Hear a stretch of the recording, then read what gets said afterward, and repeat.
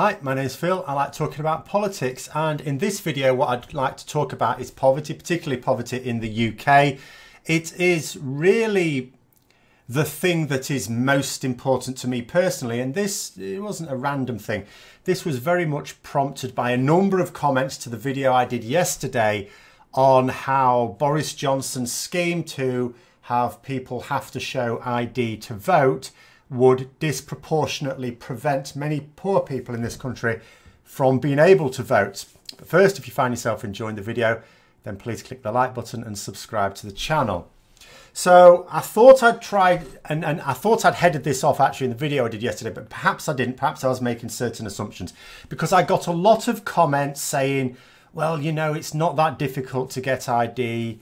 You know, it's only going to cost this much. You know, it might cost like £30 and that will last you for like 10 years or something like that. It's really not that much. And you're just trying to explain to people that when we're talking about poverty, when we're talking about poor people, we're not, obviously different people have their own ideas. We're not talking about a definition of poverty that is, you know, can't afford a nice holiday, or can't afford a holiday abroad, or can't afford, you know, a nice car.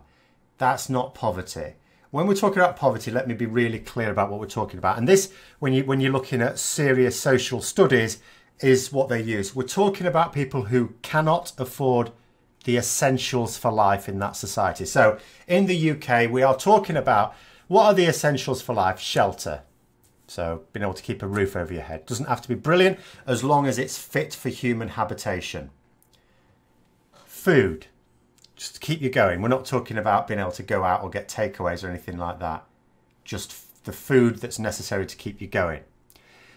Energy, electricity and gas. Again, not for powering televisions all around the house, just the basics. You know, medicines when you need them. Okay, you know, some people may get prescriptions free. Not everything is on prescription. Sometimes you just need things that's over the counter. You know, and clothing. You know, and again, we're not talking about regularly refreshing your wardrobe, keeping up with the latest fashions. We're just talking about functional clothes that do the job that they need to do. That's what we're talking about with poverty. People who cannot afford all of those things. And in 2017-18, which is the most recent figures that we have, definitive figures here, there are 14.3 million people in the UK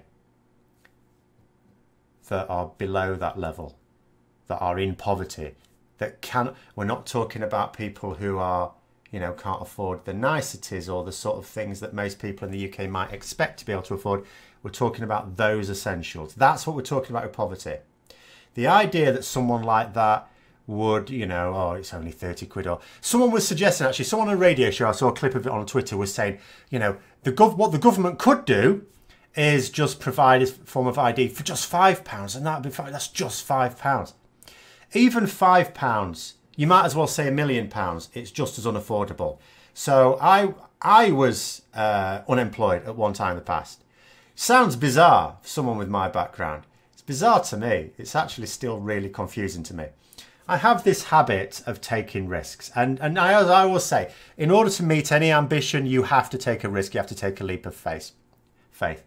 And you always see people who are stunningly successful are the people who took that leap of faith and got away with it. Did they succeed because they took that leap of faith? No, it was essential they did it. But for every one of those who makes it, there are many others who fall flat on their arse. I fell flat on my arse a few times. Doesn't stop me, because I'm also aware that in order to actually really get anything you want, you do still have to take the risk. Some people will withdraw. They'll go, all right, I failed. That's really bad. It was really bad. So before I go waffling on too much, I was unemployed for a good long time, and I had £6 a week to spend on food. That was it. That was all. And I could only afford £6 a week to spend on food because I did without gas. So I had no hot water and I had no heating when it was a really cold winter. That's how I managed it. And to stay sane, and I cannot imagine what it would be like for someone who's thinking this stretching out for years. It'd be an endless pit of despair. I knew I was going to get a job at some point. It took bloody longer than I wanted it to, but I knew I was going to get one. I knew that this was like a dark point in my life, and I would emerge from it. There are people who don't, and they must really get depressed. I got depressed enough. But do you know what I did to be able to look forward to anything, short-term goals? So I would save the little pennies, although I talked about £6 a week for food. Save the pennies. Every few weeks I was able to afford. So what the things, obviously I was getting very unbranded stuff, and the bread I was getting was fit only for toast. You wouldn't try and eat it as bread. Every few weeks I would get a nicer loaf of bread, one that was fit to eat as bread. Some cheese spread, some cheap cheese spread, some cheap crisps, and I would have cheese spread and crisp sandwiches, and that was brilliant. That was my going out to a posh restaurant type reward, just to get me through, and I would look forward to that, and that would get me through the weeks. And the thing about that was, you tried to tell me that I needed £5 even to be able to vote. Where's the five? What I'd do without food for a week? That what you want me to do? And then if it's like, because there is no option for that in this country, by the way, that was just a suggestion. And yeah, you know, if the government were doing this just because of you know, issues around fraud, which is not, there's no evidence that there's any significant amount at all. Even though you might imagine there would be, there isn't. But if they were doing that, the government would just pay for everyone to have one. Why not? Don't cost that much if the government just did it. But they're not doing it for that reason. So realistically, I think like a provisional driver license, even if you have no intention of learning to drive, I think a provisional driver license would still cover it. And what's that, about £30? And then you still need £5 for the photos, don't you? So about £35, what are you asking me to do there? I would have to go without food for 6 weeks to be able to afford that. And would it arrive in time for me to be able to vote anyway in a snap election? Possibly not.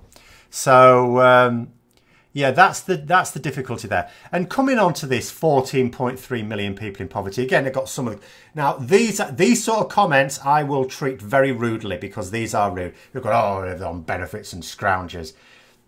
I was on benefits. I was no scrounger. I was hardworking. I took a risk and it failed spectacularly. I ended up out of a job and couldn't get another. I lived in a place where it was very, very difficult to get any work.